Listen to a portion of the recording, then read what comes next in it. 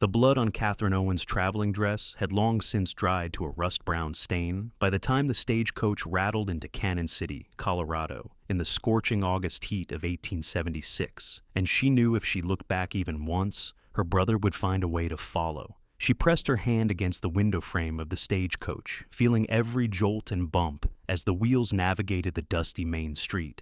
Canon City sprawled before her like a promise, nestled in a valley with the Arkansas River cutting through it and the Sangre de Cristo Mountains rising in the distance.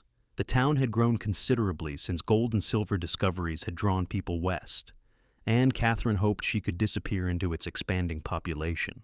Her ribs still ached where Marcus had kicked her 3 weeks ago, and the bruise on her cheekbone had faded from purple to a sickly yellow-green. The stagecoach lurched to a stop outside the depot, and Katherine gathered her single carpetbag with trembling fingers. She had left everything behind in Philadelphia except the clothes on her back, her mother's wedding ring sewn into the hem of her petticoat, and $87 she had been saving for 5 years. Marcus would be furious when he discovered she had gone. Their parents had died of cholera 2 years ago, leaving Marcus as her guardian, despite the fact that he spent his inheritance on whiskey and gambling halls. The beatings had started small, a slap here, a shove there, but they had escalated until Katherine feared for her life. She stepped down from the stagecoach onto the wooden sidewalk, her legs unsteady after days of travel. The afternoon sun beat down mercilessly, and she squinted against the brightness. Canon City bustled with activity. Miners in dusty clothes walked alongside businessmen in suits, and women in calico dresses carried baskets from the general store. The smell of horse manure and coal smoke filled the air, mixed with something baking from a nearby bakery. "You need help with anything, miss?" the stagecoach driver asked, tipping his hat. "No, thank you," Katherine said softly. "Could you direct me to a boarding house?" "Mrs. Henrietta Walsh runs a respectable place 2 blocks north," he said, pointing up the street. "Clean rooms, decent meals. Tell her Tom sent you." Katherine thanked him and started walking, her carpetbag growing heavier with each step. Her whole body ached from the journey, from the days and nights of jostling roads and brief stops. She had taken a train from Philadelphia to Kansas City, then caught the stagecoach west, changing her route twice to make it harder to follow. She had paid cash for everything and given false names at every stop. But she knew Marcus. He was relentless when someone took something he considered his property, and he had always considered her exactly that. The boarding house stood 3 stories tall, painted white with green shutters. A sign in neat lettering read, "Walsh Boarding House, respectable lodging for ladies and gentlemen." Katherine climbed the steps and knocked on the door. A plump woman in her 50s answered, her gray hair pulled back in a sensible bun. Her eyes were kind but assessing. "Can I help you?" "Tom, the stagecoach driver, recommended your establishment," Katherine said, trying to keep her voice steady. "I am looking for a room and perhaps some guidance on finding employment." Come in, Mrs. Walsh said, stepping aside. "You look about ready to collapse. When did you last eat a proper meal?" Katherine could not remember. "Yesterday, I think." Mrs. Walsh clucked her tongue. "Sit down here in the parlor while I fetch you some cold water and leftover chicken. Then we will talk about rooms and such." The parlor was furnished simply but comfortably, with lace curtains and a settee upholstered in faded blue fabric. Katherine sank onto it gratefully, setting her carpetbag at her feet. Her hands shook slightly as she removed her bonnet. She had made it. She had actually made it to Colorado, hundreds of miles from Marcus and his rage. Mrs. Walsh returned with a tray bearing a pitcher of water, a glass, and a plate piled with cold chicken, bread, and pickles. Katherine tried to eat slowly, but her hunger won out, and she devoured the food while Mrs. Walsh watched with satisfaction. "Now then, Mrs." Walsh said when Katherine had finished. "I have a room on the 2nd floor. $3 a week, including breakfast and supper. Lunch, you are on your own. No men in the rooms, no drinking, and church on Sunday is strongly encouraged, though not required." "That sounds perfect," Katherine said. "I can pay for 2 weeks in advance." "What brings you to Canon City?" Mrs. Walsh asked, her tone casual but her eyes sharp. Katherine had prepared for this question. "I am recently widowed," she lied.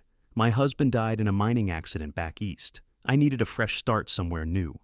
It was close enough to the truth. The old Katherine Owens had died when she fled Philadelphia. She would have to become someone new here. Mrs. Walsh's expression softened with sympathy. You poor dear. Well, you have come to the right place for new beginnings. As for employment, can you sew? Yes, quite well. The Mercantile on Main Street has been looking for someone to help with alterations and making ready-made dresses. The owner, Mr. Sullivan, is a fair man. I will write you a note of introduction if you like. That would be wonderful, thank you. Mrs. Walsh showed her upstairs to a small but clean room with a window overlooking the street. A single bed with a white coverlet, a washstand with a pitcher and basin, a wardrobe, and a small writing desk comprised the furnishings. It was simple and perfect, and entirely her own. I will let you rest, Mrs. Walsh said. Supper is at 6 o'clock. When the door closed, Katherine sat on the bed and finally allowed herself to cry. Relief and fear and exhaustion poured out of her in silent sobs. She pressed her face into her hands, her shoulders shaking. She had done it. She had escaped. But for how long? Marcus had connections, friends who owed him favors. He had a long memory and a vindictive streak that ran bone deep. She could not think about that now. She had to focus on building a life here, on becoming part of the community so that people would protect her if Marcus ever found her. She had to make herself indispensable, invisible, and safe. The next morning, Katherine presented herself at Sullivan's Mercantile, wearing her least travel-worn dress and her hair neatly pinned. The store was large and well-stocked, with everything from mining equipment to fancy imported fabrics.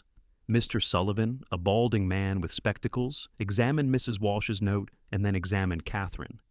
"Can you really sew, or is Henrietta being charitable?" he asked bluntly. "I can sew," Katherine said firmly. She pulled a handkerchief from her pocket, one she had embroidered on the journey west to keep her hands busy. The delicate flowers and vines demonstrated her skill. Mr. Sullivan studied it and nodded. "All right, 6 days a week, 8 in the morning until 6 at night. $1 a day. You will do alterations, repairs, and help me build up a stock of ready-made dresses for the ladies who do not want to wait for special orders. Can you start today?" "Yes, sir." He showed her to a back room where a sewing machine stood near a window for good light. Bolts of fabric lined shelves on the walls, and a dress form stood in the corner. "I have 3 dresses waiting for alterations. The customers' names and requirements are pinned to each one. When you finish those, come find me and I will give you more work." Katherine set to work immediately, grateful to have something to occupy her hands and mind. The familiar rhythm of sewing soothed her, the neat stitches forming lines of order in a chaotic world. She had always loved sewing, the way something flat and shapeless could become beautiful and useful. Her mother had taught her, long hours sitting together in their Philadelphia parlor before the cholera took her. By the end of the day, she had completed all 3 alterations and started cutting pieces for a simple calico dress.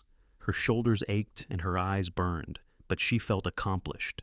Mr. Sullivan inspected her work and granted her a rare smile. "You will do," he said. "See you tomorrow at 8. Katherine walked back to the boarding house as the sun set, painting the mountains gold and orange. The evening air felt cooler, and she breathed it in deeply. She had a room, a job, and a chance. That was more than she had dared hope for when she fled Philadelphia. Over the next 2 weeks, Katherine fell into a routine. She woke early, ate breakfast with the other boarders at Mrs. Walsh's long dining table, walked to the Mercantile, and sewed until her fingers cramped.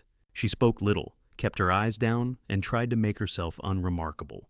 But Canon City was a small enough town that newcomers attracted attention no matter how quiet they tried to be. "That is the new seamstress at Sullivan's," she heard someone whisper as she walked down the street. "Widow, I heard," another voice replied. "Henrietta says she lost her husband in a mining accident. Poor thing, she is so thin and pale. Looks like she has seen trouble." Katherine kept walking, her face neutral. Let them gossip. As long as they believed the story, she was safe. It was on a Tuesday afternoon, exactly 17 days after her arrival, that everything changed. Katherine was pinning the hem on a dress when she heard raised voices from the front of the store. She looked up from her work, her heart suddenly pounding. She told herself it was nothing, just a customer dispute, but something in the tone of the voices made her freeze. "I am telling you, I saw tracks leading toward the river," a man's voice said. "Fresh ones, could be rustlers or maybe that gang that hit the bank in Pueblo last month." "We should ride out and check," another voice replied, younger and calmer. "Better to be cautious." Catherine relaxed slightly, not about her, just local trouble. She returned to her pinning, but a moment later, Mr. Sullivan appeared in the doorway. "Catherine, could you come help up front? We have a customer who needs some fabric measured, and I am occupied with these gentlemen." She set aside her work and smoothed her skirts, then walked into the main store. 3 men stood at the counter, and Catherine's eyes went immediately to the one in the middle. He was tall, well over 6 feet, with dark brown hair that curled slightly at his collar and eyes the color of summer grass. He wore dusty range clothes, leather chaps over denim trousers, a worn chambray shirt, and a leather vest. A revolver sat on his hip in a well-used holster, and his hat dangled from his hand. He looked to be in his late 20s, maybe 30, with sun-bronzed skin and the lean, muscular build of someone who spent his days working cattle. He turned as she approached, and their eyes met.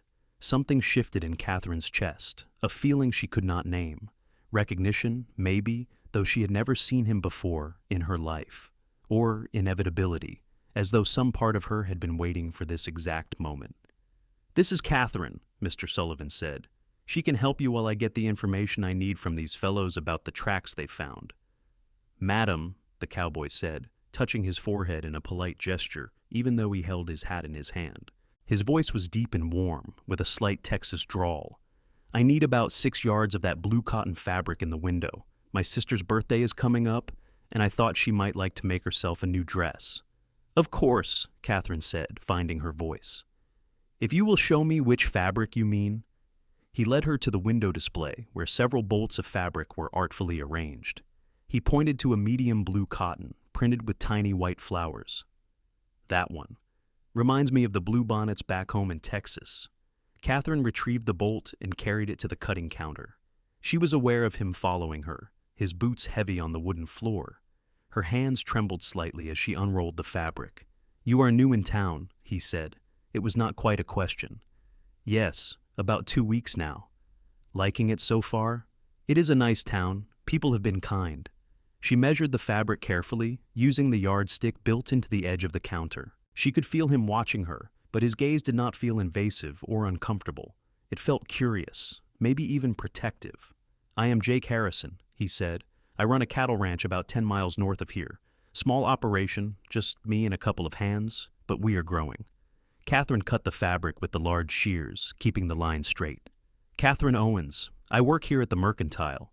"That is a pretty name, Catherine." The way he said it, slow and deliberate, made warmth spread through her chest. She folded the fabric and wrapped it in brown paper, tying it with string. "That will be $1.20.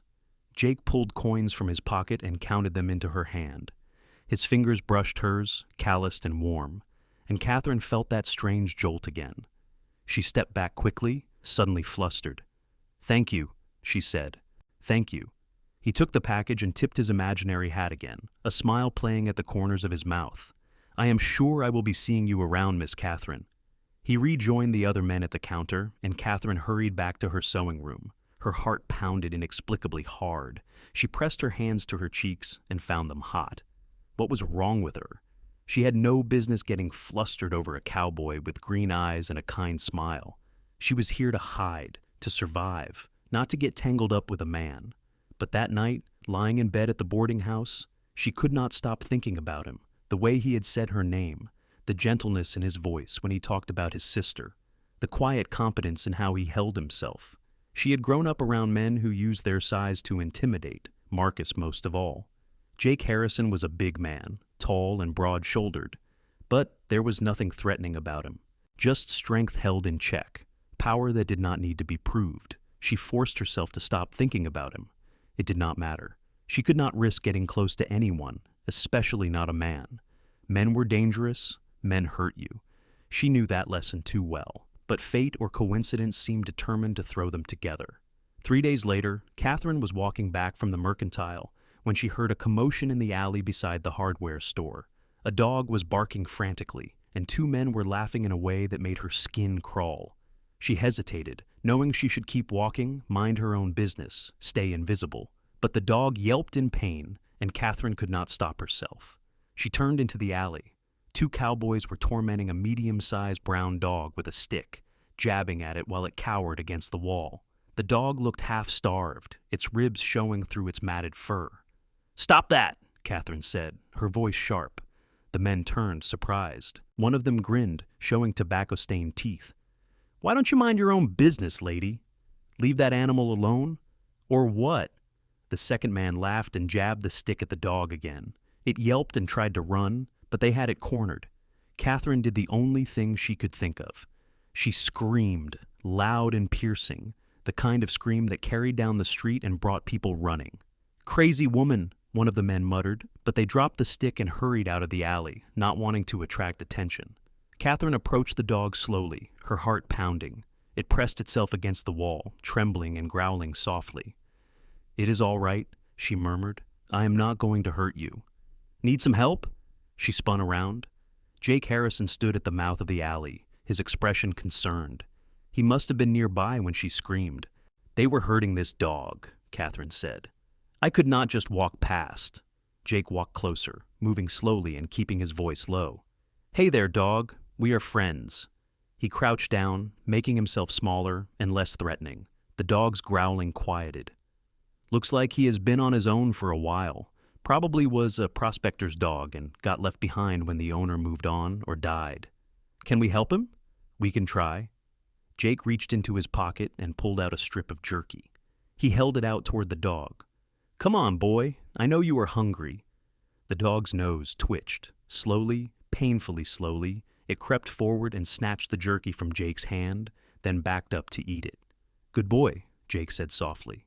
He offered another piece, and this time the dog came closer, ate, and stayed close. Jake carefully reached out and let the dog sniff his hand before gently touching its head. The dog leaned into the touch, starved for kindness. Katherine watched, something tight in her chest loosening. There was nothing but patience and gentleness in how Jake handled the frightened animal. "I think he will come with us now," Jake said. "Do you want a dog?"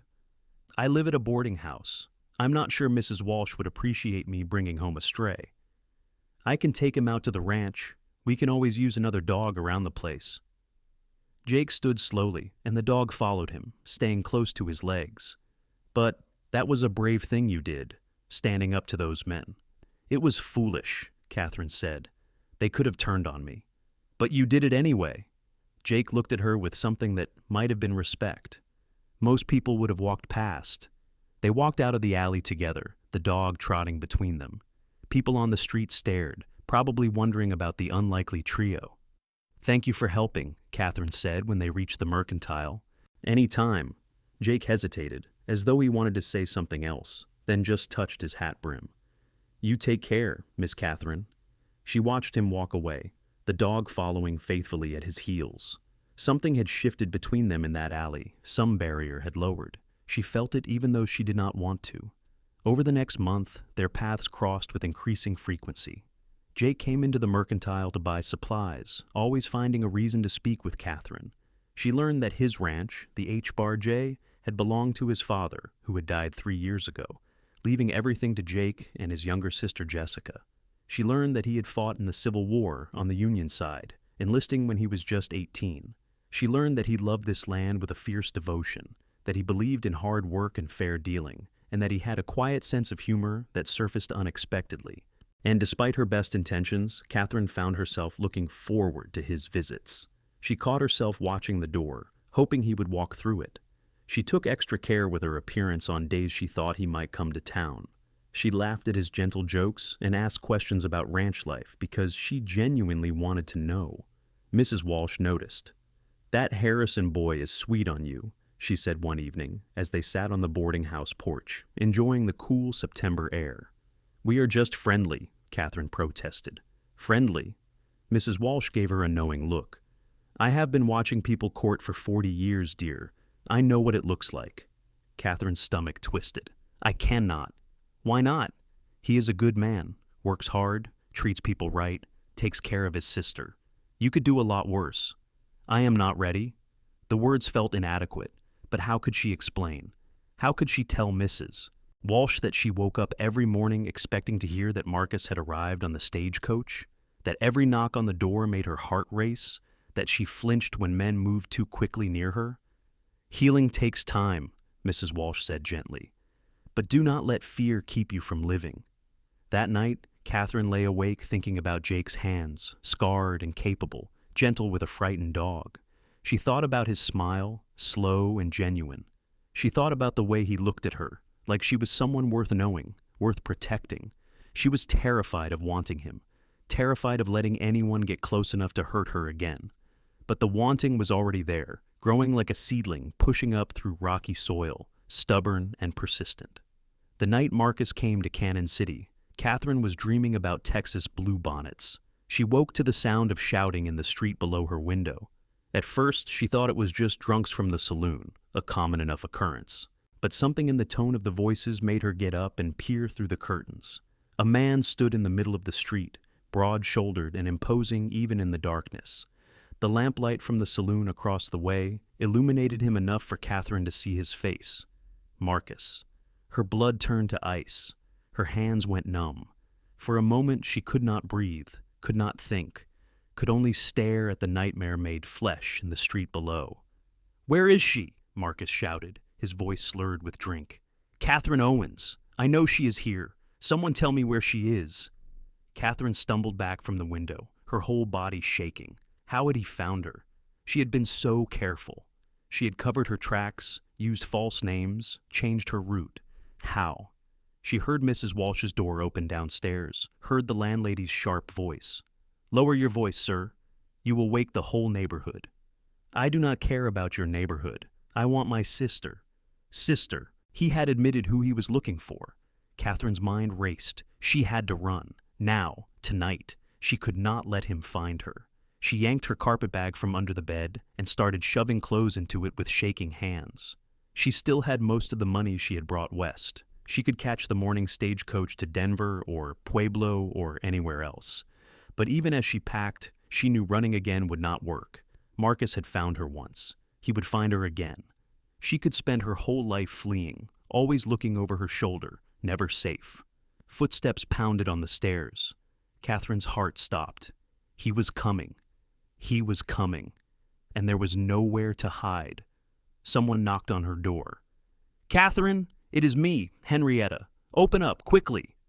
Catherine unlocked the door with trembling fingers. Mrs. Walsh pushed inside and shut the door behind her, locking it again. "Is that man really your brother?" she asked quietly. Catherine nodded, unable to speak. "You are not a widow, are you?" "No, I am sorry I lied. He was hurting me, badly. I had to get away." Mrs. Walsh's expression hardened with understanding. "I had a sister once who married a man like that. He beat her until she lost a baby, nearly killed her." She crossed to the window and looked out. "He is still down there, demanding someone tell him where you are. We need help. Someone who can stand up to him. I will just leave. I will go tonight. And he will follow you. Men like that always do." Mrs. Walsh turned to face her. "But if you had someone here to protect you, someone respected in this community, that might be different." "Who?" "Jake Harrison. He is sweet on you. Anyone with eyes can see it. And he is one of the best men I know. If you told him the truth, he would help you. I cannot drag him into this. Marcus is dangerous. So is running for the rest of your life. Mrs. Walsh moved to the door. "Stay here. Lock the door behind me. I am going to send someone for Jake. It is the middle of the night. His ranch is miles away. He will come." Mrs. Walsh spoke with absolute certainty. "Trust me, child. He will come." After Mrs. Walsh left, Catherine locked the door and sat on the bed, hugging herself. She could still hear Marcus shouting in the street, could hear him pounding on doors, demanding information. Someone was going to tell him where she was. Someone always talked. An hour passed, then another. Catherine did not move from the bed. She heard Marcus finally leave, heard the saloon close for the night, heard the town go quiet. But she knew he was still out there, searching. Dawn was breaking when she heard horses in the street. She went to the window and looked out. Jake sat on a big bay horse, another horse beside him. He was dressed for riding, his gun belt strapped on, his expression grim. He dismounted and tied both horses to the hitching post, then walked into the boarding house. Catherine's hands shook as she splashed water on her face and tried to make herself presentable. She heard his boots on the stairs, heard him speaking quietly with Mrs. Walsh, and then he knocked on her door. "Catherine, it is Jake. Will you let me in?" She opened the door. He stood there, tall and solid and real, and suddenly all the fear and exhaustion of the past weeks crashed over her. She wanted to collapse into his arms, to let him hold her and tell her everything would be all right, but she held herself rigid, kept herself together. "Mrs. Walsh told me," he said quietly, "about your brother." "I am sorry," Katherine whispered. "I should have told you the truth from the start." "You do not owe me your story." Jake stepped into the room, and Mrs. Walsh closed the door to give them privacy, though Katherine knew she would be standing guard outside. "You were protecting yourself. I understand that." "He found me." The words came out broken. "I was so careful, but he found me anyway." "He asked questions at the stagecoach depot in Pueblo," Jake said. "I have friends there who told me. He has been searching for weeks, checking every town along the routes west. He got lucky." "What do I do?" Katherine looked up at him, and she knew her desperation showed in her face. "I cannot keep running, but I cannot stay here if he knows where I am." Jake was quiet for a moment, his jaw tight. Then he said, "You could marry me." Katherine stared at him. "What?" "Marry me, today, right now, as soon as the Justice of the Peace opens his office. If you are my wife, living at my ranch, you are under my protection. Your brother cannot touch you, and if he tries, he will have to go through me." "You cannot be serious." "I am completely serious." Jake took a step closer, his green eyes intense. "Katherine, I have been looking for a reason to ask you anyway. I know we have only known each other a short time, but I think about you every day. I ride into town more often than I need to, just hoping to see you. You are brave and kind, and you deserve to feel safe. Let me help you. You do not love me. You barely know me. I know enough." His voice was soft but firm. "I know you stood up to men twice your size to save a dog. I know you work until your fingers bleed getting the stitches perfect. I know you have nightmares because I saw you wake up trembling that time I walked past the boarding house late at night. I know you have been hurt and you are scared, but you came west anyway to build a new life. That takes more courage than anything I did in the war." Tears burned Katherine's eyes. "I cannot ask you to do this. Marcus is dangerous. He could hurt you, hurt your sister, burn down your ranch. He could try." There was steel in Jake's voice now. "But I was a cavalry scout for 3 years. I have dealt with worse than one angry drunk. And Katherine," he reached out slowly, giving her time to pull away, and gently took her hand. "I want to do this, not because I pity you, because I care about you, because I think we could build something good together, because I have not felt this way about anyone since before the war." Katherine looked down at their joined hands. His was so much larger than hers, tanned and scarred from years of hard work. It should have frightened her, that size, that strength. But it did not. It felt safe. "What if he hurts you?" she whispered. "He will not. I promise you, Katherine. I will keep you safe." She believed him. Against all logic, against all her experience with men and their promises, she believed Jake Harrison. Maybe it was the steadiness in his voice. Maybe it was the way he had never once raised his voice to her, never crowded her, never demanded anything. Or maybe it was simply that she was tired of running, and here was someone offering to stand beside her. "All right," she said. "I will marry you." Relief flooded his face. He squeezed her hand gently. "Get your things. We will go straight to the Justice of the Peace. Then we will get you out to the ranch before your brother causes any more trouble." "What about Mrs. Walsh? And Mr. Sullivan?" "I will handle everything." Jake's voice was calm and confident. "You just get ready." An hour later, Katherine stood in the small office of Justice of the Peace Albert Morrison, wearing her best dress and holding a bouquet of wildflowers that Mrs. Walsh had hastily gathered from her garden. Jake stood beside her in clean clothes, his hair still damp from washing. Mrs. Walsh served as a witness, along with the justice's clerk. The ceremony was brief and practical. Katherine spoke her vows in a voice that only shook a little, and Jake's voice was steady and sure. When the justice pronounced them husband and wife, Jake looked at her with such warmth that her breath caught. "You may kiss your bride," Justice Morrison said. Jake leaned down slowly, giving Katherine time to turn away if she wanted, but she did not. She tilted her face up, and he kissed her gently, his lips soft against hers. It was nothing like the aggressive, claiming kisses Marcus had forced on her when he was drunk. This was tender and careful, a promise rather than a demand. When they stepped outside, Katherine was someone new, Katherine Harrison. The name felt strange and wonderful. They said goodbye to Mrs. Walsh, who hugged Katherine tightly and whispered, "You made the right choice. Be happy, dear." Jake helped Katherine onto the second horse he had brought, a gentle roan mare. "Her name is Rosie," he said. "She is easy-tempered and sure-footed. Do you know how to ride?" "A little. It has been years." "Rosie will take care of you. Just follow my lead." They rode out of Canon City as the sun climbed higher. Katherine looked back once at the town that had been her refuge for such a short time. Somewhere in those streets, Marcus was sleeping off his drunk, planning his next move. But by the time he found her again, everything would have changed. The ride to the H-Bar J took nearly 2 hours. They followed a trail that wound through rocky hills covered in scrub oak and pine. The Arkansas River sparkled in the distance, and mountains rose all around them. The land was beautiful in a harsh, wild way that was nothing like the green hills of Pennsylvania. Jake pointed out landmarks as they rode. "That peak to the west is Mount Princeton. The river runs through my property, which gives us good water year-round for the cattle. The ranch house is not much, but it is solid. My father built it to last." "How many cattle do you have?" "About 200 head right now. We drive them to market in Denver each fall.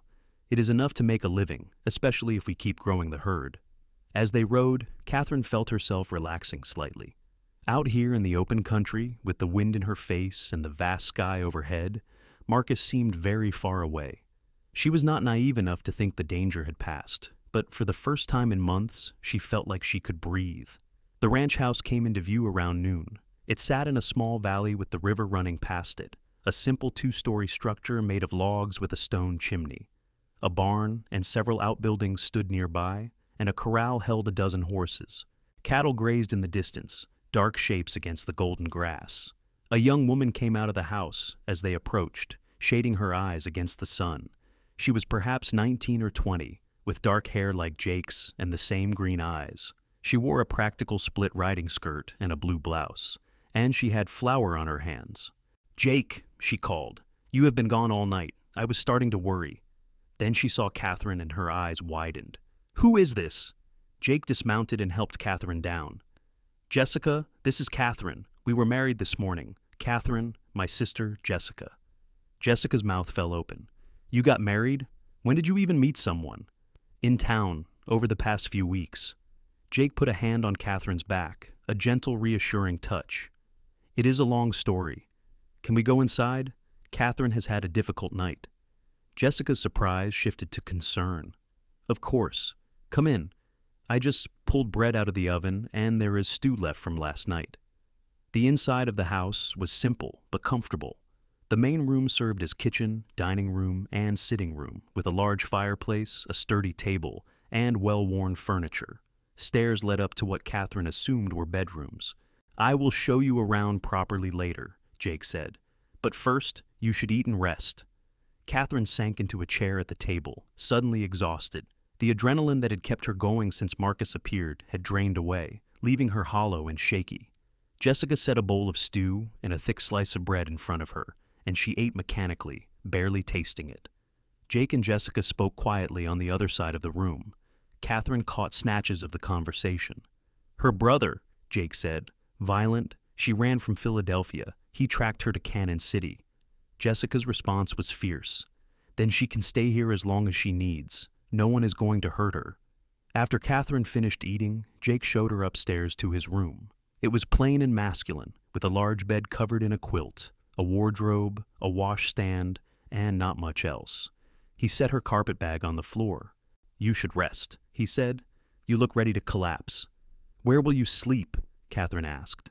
"I have plenty of work to do outside. Do not worry about me. This room is yours for as long as you need it." He paused at the door. "Katherine, I want you to understand something. I meant what I said about protecting you, but I am not expecting anything from you. This marriage is real legally, but you can take as much time as you need to feel comfortable. I will not push you or rush you." He left before she could respond, closing the door softly behind him. Katherine looked around the room that was now supposedly hers. It smelled like leather and pine and something that was distinctly Jake. She sat on the edge of the bed, running her hand over the quilt. It was beautifully made, the pattern intricate, Probably Jessica's work. She lay down, intending to rest for just a few minutes, but exhaustion pulled her under into a deep, dreamless sleep. When she woke, the sun was low in the sky and golden light slanted through the window. She had slept most of the days. Katherine got up and washed her face at the basin, then ventured downstairs. Jessica was making supper, rolling out dough for biscuits. She looked up when Katherine appeared. "Feeling better?" "Yes, thank you." Katherine hesitated. "I am sorry for the intrusion. I know this must be strange, Jake bringing home a wife without warning." Jessica wiped her hands on her apron and studied Katherine with those sharp green eyes. "My brother is not impulsive. If he married you this quickly, he had a good reason. And from what he told me, you needed help. I do not begrudge anyone that." She smiled suddenly, transforming her serious face. "Besides, it will be nice having another woman around. It gets lonely out here sometimes. What can I do to help?" "Can you cook?" "Yes." "Then you can take over these biscuits while I check on the roast." They worked together in comfortable silence, falling into an easy rhythm. Katherine found herself relaxing around Jessica, whose straightforward manner reminded her a little of Mrs. Walsh. When Jake and two ranch hands came in for supper, Katherine had helped prepare a full meal: roasted beef, biscuits, beans, and dried apple pie. Jake's eyes lit up when he saw the spread on the table. "This looks amazing." "Katherine helped," Jessica said. "She is a good cook." The ranch hands, both young men in their early 20s, named Tom and Carlos, kept sneaking glances at Katherine but were polite. They ate with the single-minded focus of men who worked hard physically all day. The conversation was light, mostly about ranch business, cattle that needed moving, a fence that needed mending, plans for the fall roundup. After supper, Carlos and Tom headed back to the bunkhouse, and Jessica went upstairs to read. Katherine helped Jake carry water from the pump to wash dishes. "You did not have to do all this," Jake said as they worked. "You just got here. You should be resting." "I wanted to help. I do not want to be a burden." "You are not a burden." He dried a plate and set it on the shelf. "Katherine, I need to tell you something. I sent word to the sheriff about your brother. Bill Tucker is a good man, and he will keep an eye out. If Marcus causes trouble in town, Bill will deal with it." Katherine's hands stilled in the soapy water. "What if he comes here? Then he will find the gate locked and me waiting with a rifle." Jake's voice was matter of fact. "I am not trying to scare you. I just want you to know I have thought this through. I have plans. I do not want you to get hurt because of me." Jake set down the dish towel and gently turned her to face him. "Listen to me. I have dealt with danger before. I know how to protect what is mine, and you are mine now. Katherine, you are my wife. That means I stand between you and anything that threatens you. That is what marriage means to me." She looked up at him, this man she had married after knowing him for barely 6 weeks. "What if I cannot be what you need?" "You already are."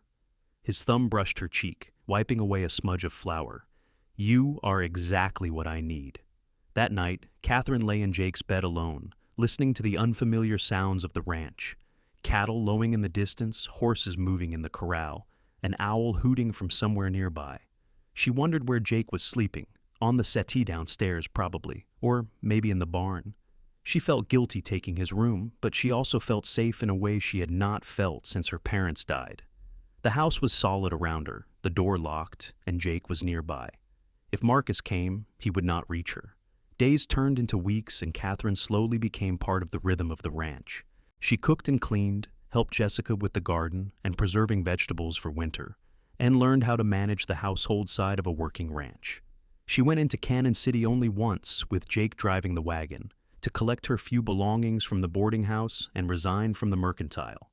Mr. Sullivan was sorry to lose her, but understanding. "If you ever need work again, you have a place here," he said. Sheriff Tucker stopped by the boarding house while they were there. He was a weathered man in his 50s with sharp gray eyes. "I have been keeping watch for your brother," he told Katherine. "He has been asking questions around town, but nobody is telling him anything. Most folks know Jake and respect him. They are not going to help someone who means harm to his wife." "Has Marcus caused any trouble?" Jake asked. "Got drunk and loud a few times. I threw him in a cell to cool off. Gave him a warning that if he starts anything, I will run him out of town on a rail." Tucker looked at Katherine. "You do not need to be afraid of him, Mrs. Harrison. This town takes care of its own." Still, Katherine could not shake the fear completely. She knew Marcus. He would not give up, and he would not be deterred by a sheriff's warning. He was biding his time, planning. At the ranch, Katherine and Jake were learning each other. He was patient and thoughtful, never pushing her, always giving her space. But there were moments when Katherine caught him watching her, with an expression that made her heart race. And there were moments when she found herself watching him, admiring the way he moved, the strength in his hands, the sound of his laugh. One evening in early October, they sat on the porch after supper, watching the sun set. Jessica had gone to bed early with a headache, and the ranch was quiet. Jake whittled a piece of wood, his knife moving with practiced precision, while Katherine mended a shirt in the fading light. "What are you making?" she asked. "A toy horse for the preacher's little boy. It is his birthday next week." "That is kind of you." "I like working with wood. It is peaceful." He held up the half-finished horse, checking the proportions. "My father taught me. We used to sit out here together in the evenings, just like this. And he would whittle while he told me stories about his own father, who came west from Tennessee." "Do you miss him?" "Every day." Jake set down the carving.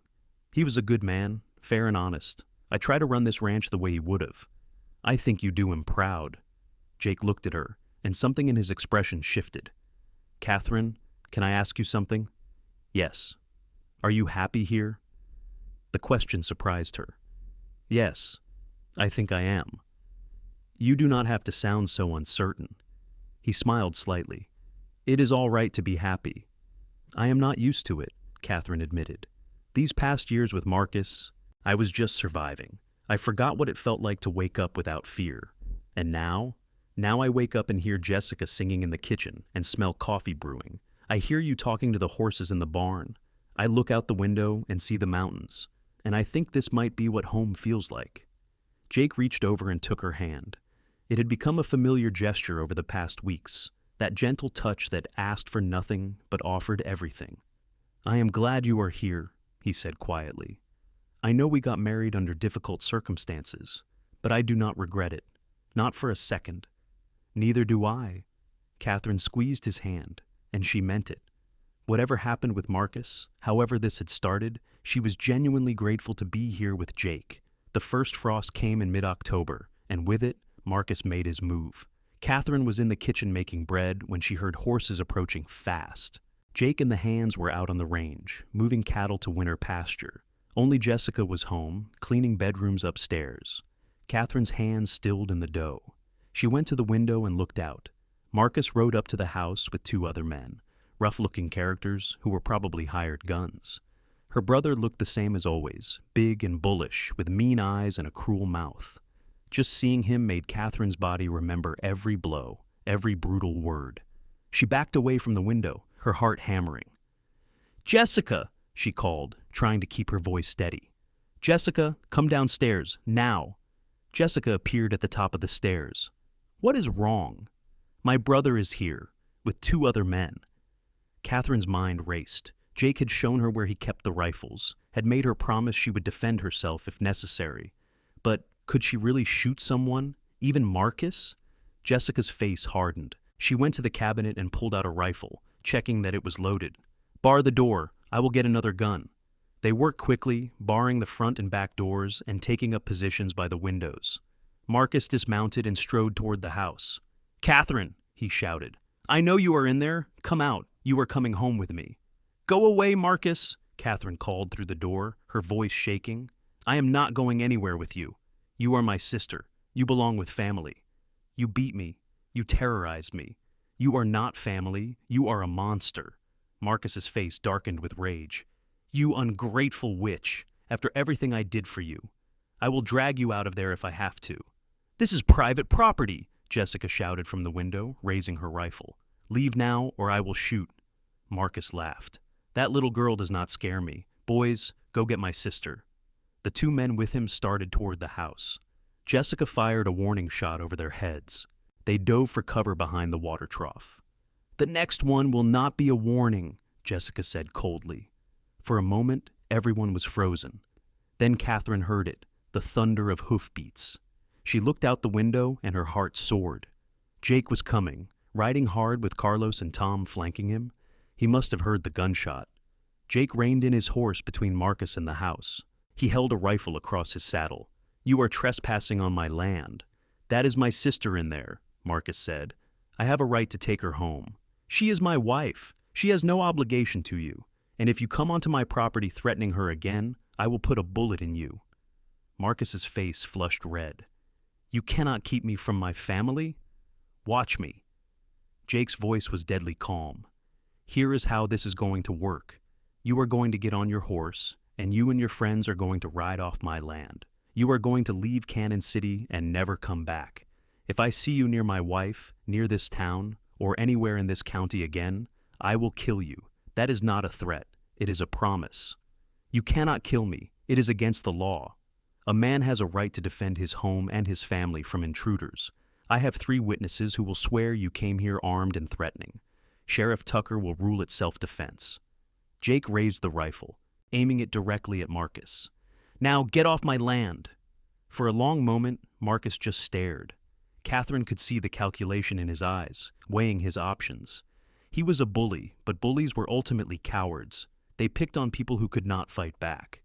Jake was bigger, armed, and had backup. More importantly, he had the law on his side and the respect of the community. "This is not over," Marcus finally said. "Yes, it is." Jake's finger moved to the trigger. 5 seconds, then I start shooting. Marcus jerked his horse around and spurred it hard. The 2 hired guns scrambled onto their horses and followed. They galloped away, dust rising behind them. Jake watched until they were out of sight, then dismounted and strode to the house. Katherine unbarred the door and flung it open. Without thinking, she ran to him and threw her arms around him. He caught her, holding her tight. "You are safe," he murmured into her hair. "I have got you.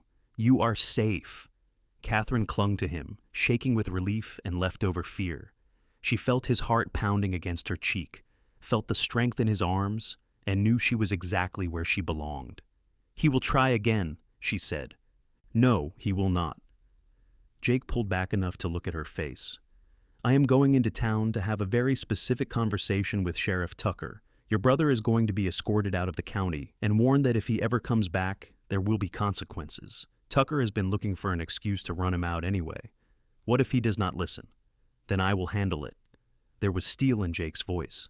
"Katherine, I meant what I said. I will protect you no matter what it takes. Do you believe me?" She looked into his green eyes and saw absolute certainty there. "Yes, I believe you." That night, after Jake returned from town with the news that Marcus had been arrested for trespassing and making threats, and would be released only after buying a ticket on the next stagecoach east, Katherine made a decision. She had been living in Jake's house for weeks, sharing his meals and his life, but keeping a careful distance. She had been afraid to let herself feel too much, to want too much. But today had shown her something important. Jake Harrison was not like other men. He was not like Marcus. He would never hurt her. He would protect her with his life. And she loved him. Somewhere between that first meeting in the Mercantile and today, watching him stand between her and danger without hesitation, she had fallen completely in love with her husband. That night, after Jessica had gone to bed, Katherine found Jake on the porch. He was sitting on the steps, looking out at the dark expanse of the ranch, his rifle leaning against the wall beside him. "It is cold out here," she said. "Could not sleep." He looked up at her. "How are you doing?" "Better now." Katherine sat down beside him, close enough that their shoulders touched. "Jake, I need to tell you something." "All right." She took a breath, gathering her courage. "When we got married, I was running and scared, and I was not thinking clearly about anything except survival. You offered me safety, and I took it. But these past weeks, living here with you, getting to know you, I have realized something." "What is that?" "I do not want this marriage to be just about protection anymore." Katherine turned to face him. "I want it to be real. I want to be your wife in every way. Because I love you, Jake Harrison. I love your kindness and your strength. I love how patient you have been with me. I love how you defend what is yours and how you care for your sister and your ranch. I love the way you make me feel safe and seen and valued. I just love you." Jake stared at her for a moment, and Katherine saw wonder and joy spreading across his face. "Katherine," he said, his voice rough with emotion, I have been in love with you since the day I saw you pin that hem with such fierce concentration, like the whole world depended on getting it perfect. I have been yours since the moment you screamed to save that dog. I have been waiting for you to be ready, and I would have waited forever if that is what you needed. He cupped her face in his hands, his touch gentle despite the calluses. I love you, and I promise you, every single day for the rest of our lives, I will make sure you never regret choosing me. He kissed her then, not the chaste kiss from their wedding, but something deeper, full of promise and passion and love. Katherine leaned into him, her hands fisting in his shirt, and kissed him back with everything she had. All the fear and hurt from her past fell away, and there was only this, Jake's mouth on hers, his arms around her, the solid warmth of him, the taste of coffee and hope. When they finally pulled apart, both breathing hard, Jake rested his forehead against hers. "Come upstairs with me," he whispered. "Be my wife, Katherine, truly." Yes. The word was a vow. He stood and pulled her to her feet, then led her inside and up the stairs. In his room, their room now, he lit a lamp and turned to face her. The glow softened his features, and Katherine saw vulnerability in his eyes along with the love. "I have never wanted anything as much as I want you," he said. "But if you need more time, we can wait." "I do not want to wait." Katherine reached up and started unbuttoning his shirt, her fingers steady even though her heart raced. "I want you. I want this. I want us." He helped her with his buttons, then carefully, reverently began unfastening her dress. They undressed each other slowly, learning each other's bodies, erasing any last barriers between them. When they finally came together in the big bed, it was everything Katherine had never dared to hope for. Jake was gentle and patient, making sure she felt only pleasure, whispering how much he loved her, how beautiful she was, how grateful he was that she had trusted him. And Katherine, who had spent years believing she would never be safe with a man, let herself fall completely. She gave herself to her husband with joy and trust and love, and he cherished her like she was the most precious thing in the world. Afterward, they lay tangled together, Jake's arm around her, her head on his chest, listening to his heartbeat. "No regrets?" he asked. "None." Katherine smiled against his skin. "Only gratitude." "For what?" "For you, for this, for finding a home when I was running as far as I could get from everything I knew." Jake pressed a kiss to the top of her head. "You are home now, and I am never letting you go." Over the next months, Katherine bloomed like a flower that had finally found good soil. The constant tension she had carried for years eased away. She laughed more freely, spoke more confidently, and threw herself into ranch life with enthusiasm. She learned to ride better, helped Jessica manage the house and garden, and even learned to rope and work cattle alongside the men when they were shorthanded. Word came through Sheriff Tucker that Marcus had left Colorado and returned to Philadelphia. Apparently, he had run out of money and could not afford to keep chasing Katherine. The sheriff had also made it very clear that Marcus was not welcome in Canon City or anywhere in Fremont County. If he returned, he would be arrested on sight. "Do you think he will stay away?" Katherine asked Jake. "Yes. Bullies give up when they realize they cannot win. He knows you are protected here. He knows I will follow through on my threats. He will move on to something easier." Jake pulled her close. "You are free of him, Katherine. Finally, completely free."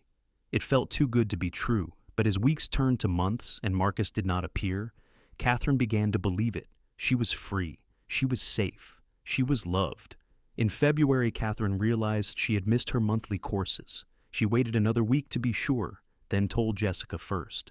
"I think I might be expecting," she said quietly as they worked together making soap.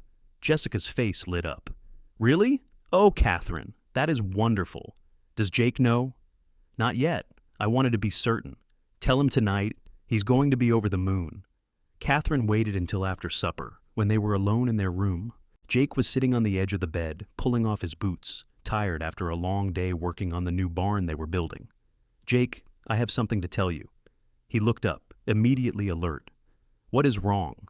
"Nothing is wrong. Actually, something is very right."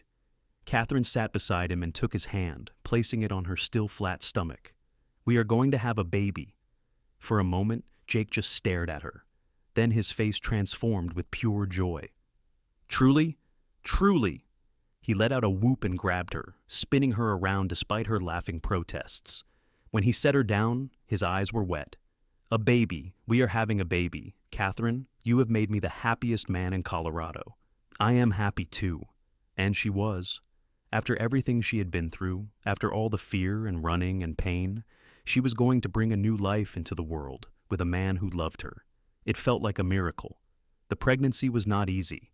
Katherine was sick most mornings for the first 3 months, and the summer heat made her swell and ache.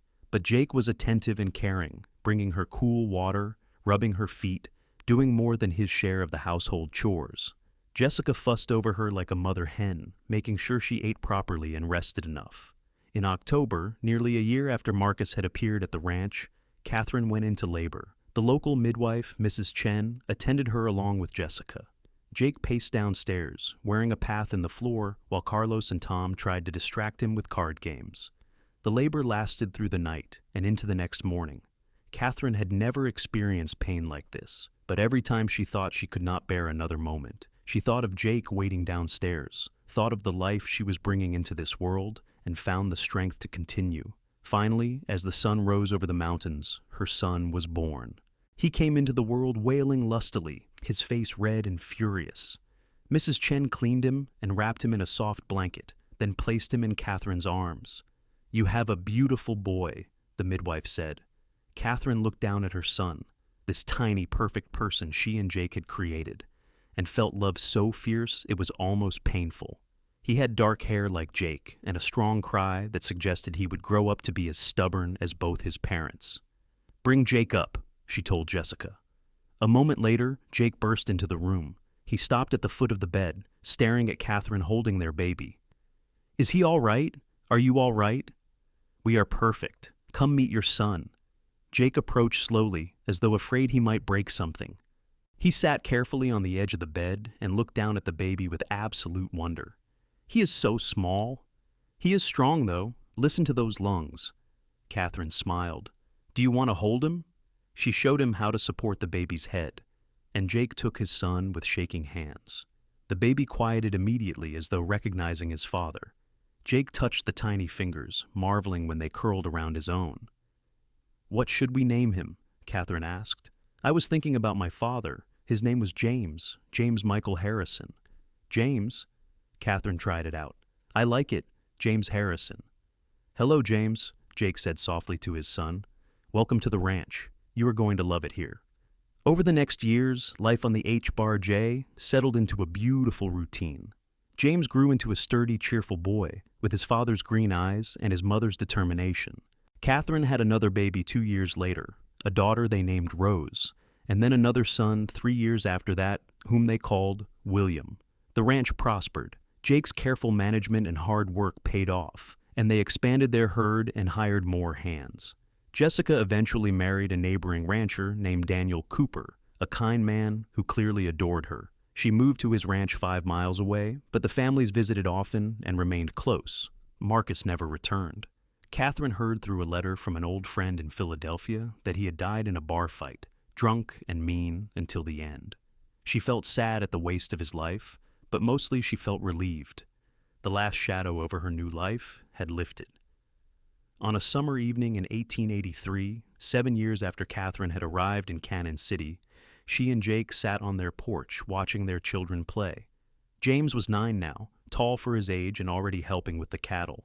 Rose was a spirited 5-year-old who followed her older brother everywhere. William was 2, toddling around and getting into everything. "Do you ever think about what your life would have been like if you had not come west?" Jake asked, his arm around Katherine's shoulders. "Sometimes," Katherine admitted, "but it feels like thinking about a different person. That frightened girl who stepped off the stagecoach. She is not me anymore. She was always you, just the you who had not found her home yet." Katherine leaned into him, watching James teach Rose how to rope a fence post. "Do you ever regret marrying me so quickly, taking on all my problems?" "Never." Jake turned her face to his and kissed her gently. "You are the best decision I ever made, Katherine Harrison. You and these children and this life we built together. I would do it all again in a heartbeat. Even the part where my violent brother showed up and you had to threaten to shoot him, especially that part. It let me prove I would do anything to protect you." He grinned. "I am very romantic that way." Katherine laughed and kissed him again, tasting joy and safety and home. She had come west to escape, but she had found so much more. She had found love and family and belonging. She had found herself. James called out, "Ma, Pa, watch this." He twirled his rope and sent it sailing toward the fence post, catching it perfectly. "Good job," Jake called back. "Keep practicing." "He is going to be a fine rancher," Katherine said. "Like his father. Like both his parents." Jake squeezed her shoulder. "You work this ranch as hard as I do. You are as much a part of its success." It was true.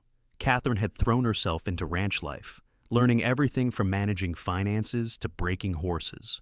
She was no longer the sheltered city girl who had arrived with nothing but a carpetbag and a desperate hope. She was a ranch wife, a mother, a partner in every sense of the word. As the sun set and the mountains turned purple in the fading light, Katherine thought about the long journey that had brought her here. The fear and pain of those years with Marcus seemed distant now, softened by time and healing. She would never forget, but she no longer lived in the shadow of that trauma. Jake had helped her see that she was strong, that she deserved love and respect, that she could build a life defined not by what she had run from, but by what she had run toward. "I love you," she told Jake, the words still feeling new and wonderful even after 7 years. "I love you too." He kissed the top of her head. "Always have, always will." That night, after the children were in bed and the house was quiet, Katherine stood at the window of their bedroom, looking out at the ranch. The barn Jake had built stood solid against the night sky. The river reflected starlight. Cattle moved peacefully in the pasture. Everything was peaceful. Everything was safe. Everything was exactly as it should be. Jake came up behind her and wrapped his arms around her waist. "What are you thinking about?" "How lucky I am. How different my life could have been." She turned in his arms to face him. "You saved me, Jake. Not just from Marcus, but from a life of fear and smallness. You gave me room to grow." "You saved yourself," Jake said firmly. "You were the one who had the courage to leave, to travel hundreds of miles alone, to start over in a strange place. I just gave you a safe place to land. You gave me everything. You gave me everything too. A family. A home that feels full of love instead of just work. A partner who challenges me and supports me and makes me laugh." He cupped her face in his hands. "We gave each other everything, Katherine. That is what love does." She kissed him, long and deep, pouring 7 years of gratitude and love and happiness into it. When they finally pulled apart, both smiling, she said, "Tell me again. Tell me this is real and forever." "This is real," Jake whispered. "This is forever. You are mine and I am yours, and nothing is ever going to change that. I promise you, Katherine.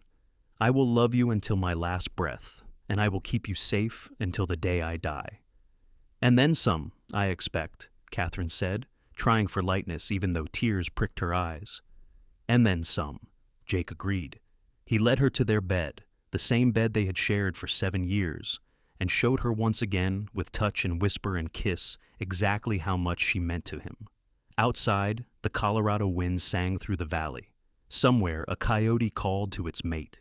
The river murmured past the house, steady and eternal. And inside the H-Bar-J ranch house, Katherine Harrison, who had once been Katherine Owens, the frightened refugee, slept peacefully in the arms of the man who had promised to protect her, and who had kept that promise every single day since. She had come west to escape her violent brother.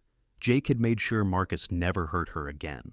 But more than that, Jake had given her a life worth living, a love worth fighting for, and a future filled with promise. They had built something beautiful together on this harsh, wild land, something that would endure for generations. Their children would grow up hearing the story of how their parents met, how their father had offered marriage to protect their mother, how that practical arrangement had become the greatest love story either of them had ever known. James would eventually take over the ranch, expanding it even further. Rose would marry a lawyer in Denver and become an advocate for women's rights. William would become a veterinarian, caring for the cattle and horses his father loved so much. But that was all in the future. For now, there was just this moment, this peace, this hard-won happiness. Katherine Harrison had found her home in Colorado, and she would never take it for granted. She had learned the value of safety, of trust, of love that did not hurt but healed. And she had learned that sometimes the person you need most walks into your life exactly when you need them, offering not just protection, but partnership, not just safety, but joy. Jake stirred in his sleep and pulled her closer, and Katherine smiled in the darkness. Whatever challenges tomorrow brought, whatever storms or droughts or difficulties, they would face them together, because that was what they had built here in this valley with the river running past and the mountains standing guard. They had built a love that could weather anything, a family that would endure, a legacy of courage and hope. The violent brother who had driven her west was gone, vanquished not by force but by the simple power of being utterly outmatched by a better man. Marcus had ruled through fear and pain, but Jake ruled through love and respect. In the end, love had proved stronger than violence, trust stronger than terror. Katherine had run from one life and found another, immeasurably better, full of laughter and children and hard work and honest affection. She had come west to escape, but what she had really done was come home. She just had not known it until Jake Harrison took her hand and promised to keep her safe, a promise he had kept then and would keep forever. And in keeping that promise, he had given her the greatest gift anyone had ever given her, the freedom to stop running and start living, to stop fearing and start loving, to become not just a survivor, but someone who thrived. As Katherine drifted towards sleep, safe and warm beside her husband, she thought about that terrified girl on the stagecoach with blood on her dress and nothing but hope in her heart. She wanted to tell that girl that everything would be all right, that the journey would be worth it, that love was real and men could be good and home was waiting just around the next mountain pass. But that girl was gone, transformed into the woman Katherine had become. And that woman had everything she had never dared to dream of. A husband who cherished her, children who filled her days with joy, work that challenged and satisfied her, and a place in this wild, beautiful country that felt like it had been waiting for her all along. The cowboy had made sure her violent brother never found her again. But more importantly, the cowboy had made sure she found herself, and that made all the difference.